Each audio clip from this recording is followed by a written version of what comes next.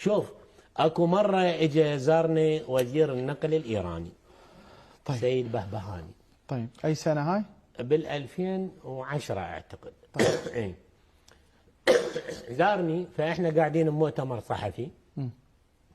فقاعد نحكي، تكلمنا عن يعني الخليج العربي، عن النقل البحري.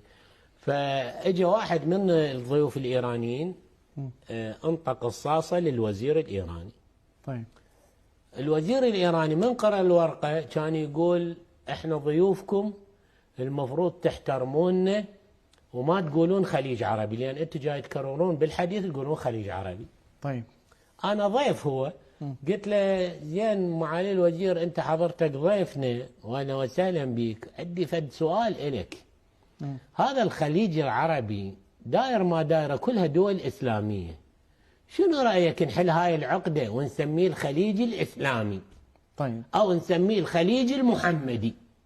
لا العرب يعترضون ولا انتم، لان انتم تحبون محمد وتحبون الاسلام واحنا هم نفسي. قال لي لا، خليج فارسي.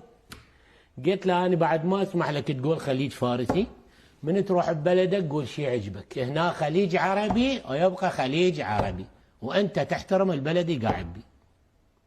عرفت؟ لانه تصور يعني عندهم القوميه اعلى من الدين. يعني هو لو كان المفروض يقول هذا مقترح جيد، خلينا ندرسه، خلينا نطرحه على باقي الدول.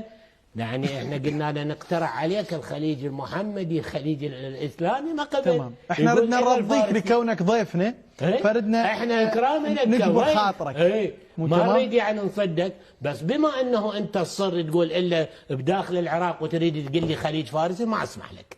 وهو خليج عربي ويبقى عربي، وروح ببلدك شو تريد تسميه سميه.